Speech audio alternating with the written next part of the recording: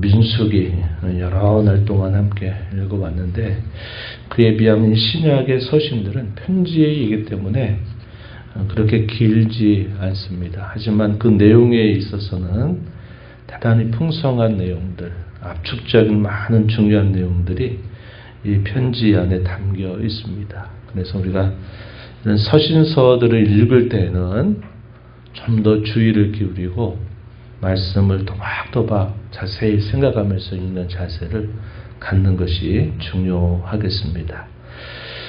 골로새서는 우리가 아는 바와 같이 바울 사도가 수감 중에 있을 때 기록된 편지입니다. 그래서 옥중 서신이라 부르는 내용이 되겠습니다. 그리고 이 골로새 교회는 우리가 주일날도 살핀 바와 같이 골로새 교회에 대한 독특한 표현이 있다 그랬죠. 골로새에 있는 성도들, 그러면서 동시에 그리스도 안에서 신실한 자들이다, 이렇게 골로새 교회를 소개하고 있습니다. 그래서 제가 강조하기를, 우리는 보편교회 안에 속해 있으면서도 동시에 지역교회 안에 속해 있어야 된다.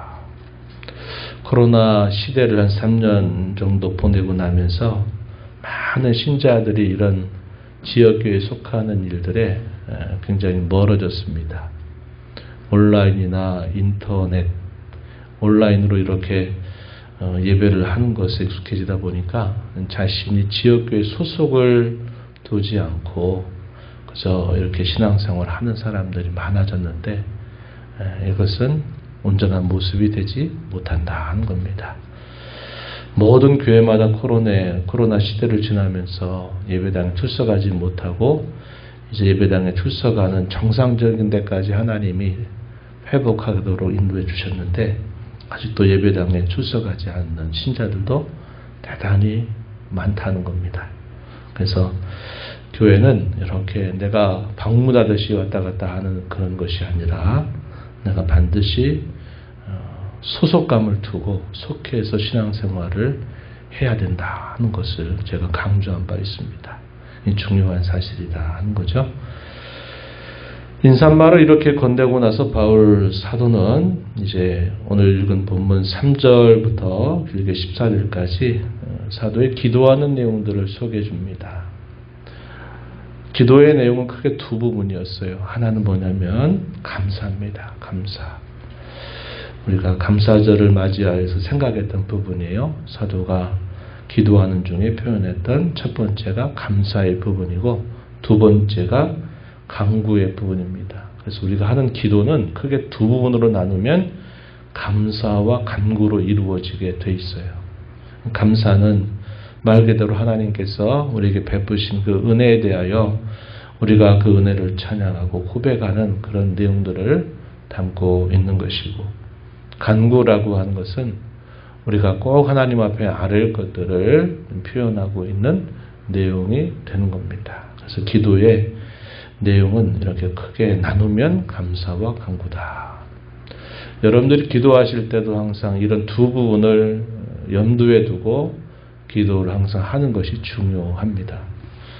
어떤 분들은 기도하러 땐 다짜고짜 간구만 쭉 하다가 끝내버리는 경우들이 있는데, 그건 바람직한 것은 아닙니다.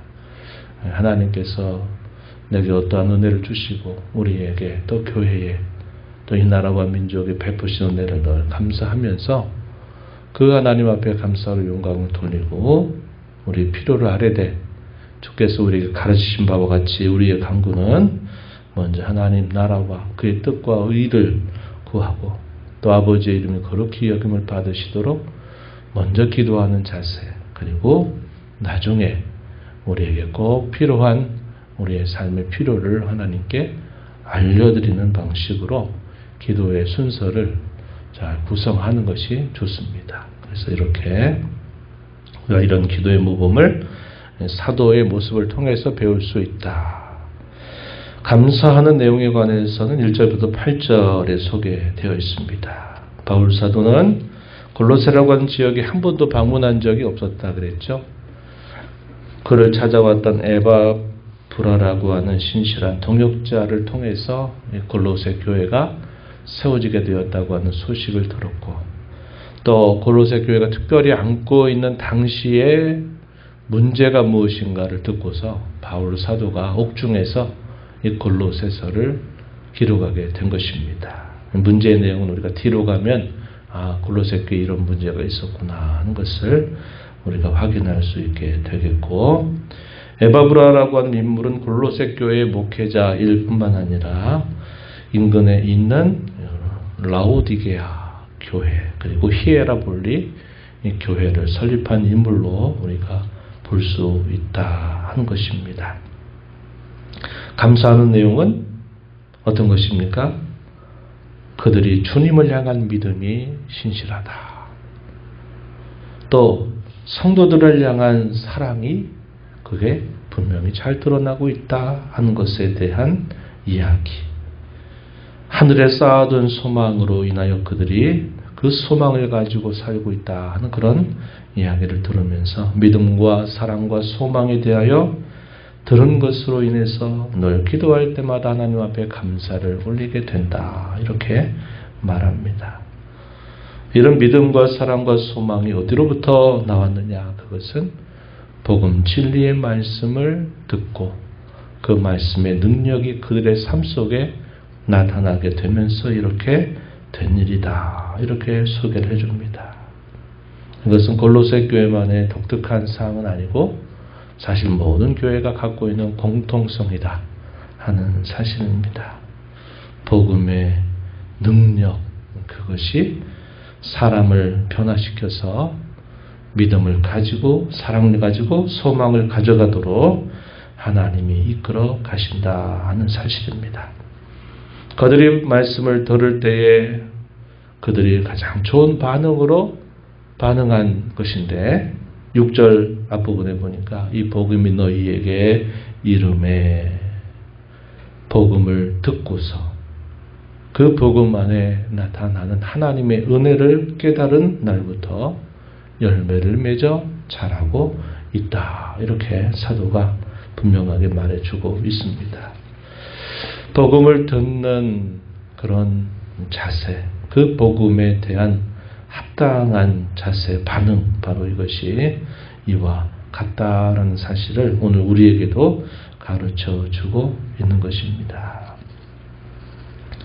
한 번도 만난 적이 없는 교회, 그리고 또한 사도 자신의 여러 형편과 처지를 생각하면 참 이렇게 하기 어려운데 한 번도 복음을 전하지 않았던 지역이지만 그 교회가 복음을 통해서 세워져서 그들의 신앙 안에 자라고 성장하고 있다고 하는 소식을 듣고서는 마치 자기 일처럼 어쩌면 자기 일보다도 더 기쁘게 하나님 앞에 감사를 올리고 있다. 그래서 우리 성도들의 감사는 나와 관계된 감사에만 머물지 말고 주님이 기뻐하시는 일, 그분이 기뻐하신 일을 이루어가는 일이나 그 일들이 이루어지게 되는 것으로도 우리는 하나님 앞에 늘 감사할 줄 아는 자가 되어야겠다.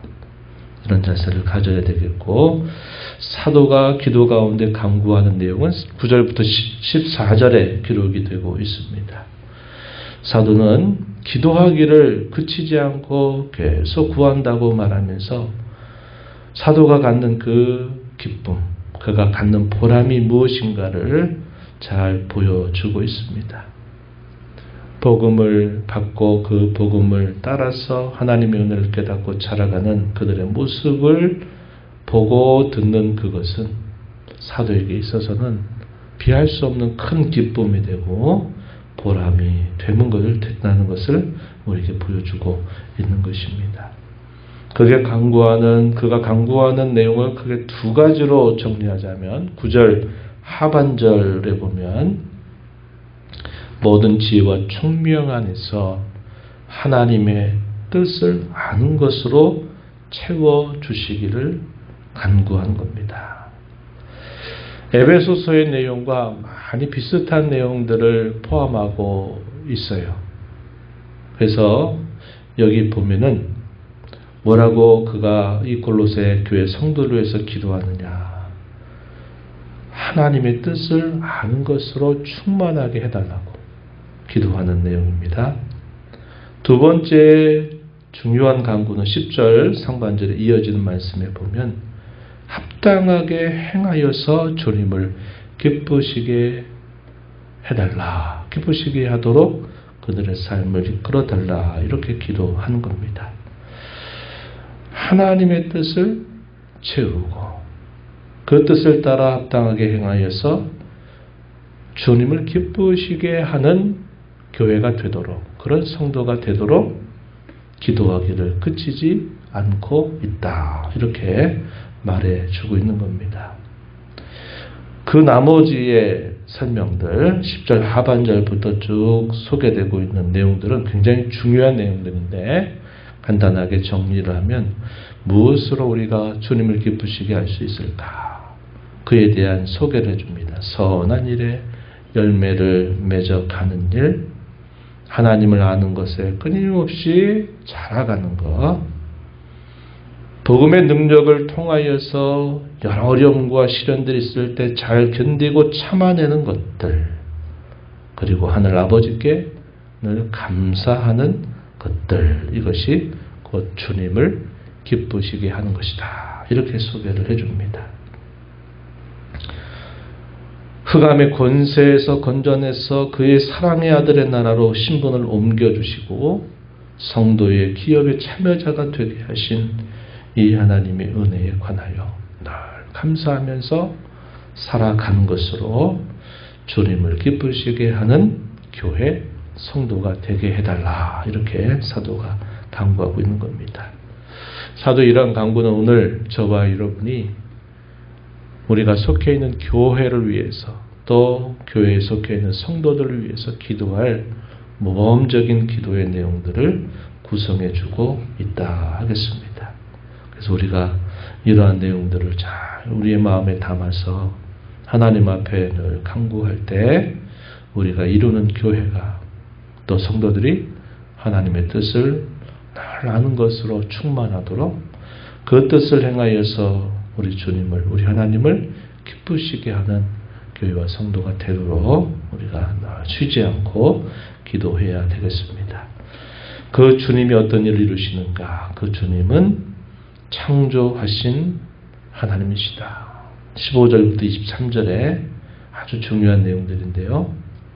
그분은 구원을 통하여 온 만물의 화의를 이루어 주신 주님이시다. 하나님이시다. 이 사실을 이야기해 줍니다. 창조와 구원을 이루어 주신 하나님. 그분이 바로 우리 주 예수 그리스도이시다. 이렇게 말합니다. 그것을 위하여 자기가 복음의 일꾼으로 부름받았다고 하는 이 사실이 그에게는 감격스럽고 다른 어떤 것으로도 비할 수 없는 영광으로 사도는 여기고 있는 것입니다. 그래서 24절에 보면 그리스도의 남은 고난을 그의 몸된 교회를 위해서 육체에 채우고자 한다 하는 그런 마음의 가짐을 가지고 그가 힘을 다하여 수고한다. 29절에 그렇게 말해 줍니다. 이러한 사도의 그 심정을 알면 그가 감옥에 있어도 매를 맞아 죽을 뻔하는 그 죽음의 위기 앞에서도 또 수없이 많은 시련과 역경을 견디고 그것을 참아내면서까지 그가 왜 이렇게 이런 모든 상황을 뛰어넘어서 하나님 앞에 감사하고 생명이 다르도록 죽도록 그가 그 복음 위해서 수고하고 애쓰고 있는지를 우리가 조금은 알아갈 수 있게 되는 것입니다. 오늘날 박해의 국가에서 복음을 전하면서 죽음의 위협을 당하고 또 많은 시련과 박해를 겪으면서도 그 복음을 전하는 그런 선교사님들, 특별히 중동이나 이슬람 국가 이런 종교적인 박해와 그 탄압이 많은 그런 나라들 가운데 복음을 전한 선교사들, 아직도 공산권에서 복음을 전하는 그런 여러 선교사들의 모습 또한 우리가 함께 생각해 볼 수 있는 것입니다. 저와 여러분은 평화의 때에 예수 그리스도를 우리의 주님으로 알고 믿고 섬기는 자가 되었어요. 동시대에 살고 있지만 박해 현장에서 살고 있는 것 아니고 죽음의 위협 앞에서 살고 있는 그런 저와 여러분이 아닙니다. 그러나 동일한 것은 우리가 예수 그리스도로 말미암아 구원받고 우리에게 그 구원의 놀라운 영광에 참여하는 자가 되게 하신 사실은 변함이 없는 것입니다. 그 주님을 향하여 끊임없이 성장하고 성숙해가는 성도, 그런 교회가 되도록 우리 자신들을 잘 돌아보고 무엇보다도 그 복음의 은혜에 대하여 우리가 가장 좋은 반응으로 응답할 줄 아는 그런 성도가 돼서 그 복음의 진리 안에 끊임없이 자라고 은혜를 깨닫고 열매 맺어가는 저와 여러분이 되기를 진심으로 바랍니다. 하나님 아버지 감사합니다. 저희들을 이 새벽에 깨워주시고 오늘도 새날을 주신 아버지 앞에 나와 찬양드리며 또 하나님의 말씀을 통하여서 저희들에게 베풀어 주시는 아버지의 은혜와 사랑이 어떠함을 또 저희로 알게 하시고 말씀 붙들고 기도하며 이 하루를 살아가게 하시니 감사드립니다.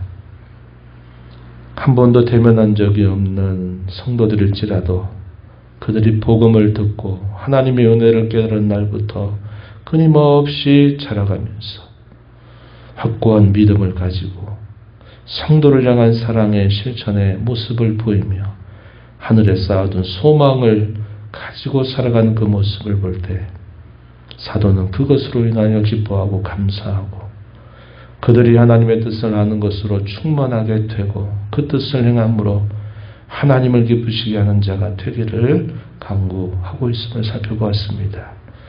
오늘 그러한 간구의 내용들을 되새기며 저희도 늘 하나님 앞에 그렇게 간구할 줄 아는 성도가 되게 하시고 그 간구하는 내용처럼 복음의 능력이 저희의 삶을 변화시켜서 그 복음을 따라 삶으로 하나님께 기쁨과 영광이 되는 삶이 되게 하여 주옵소서.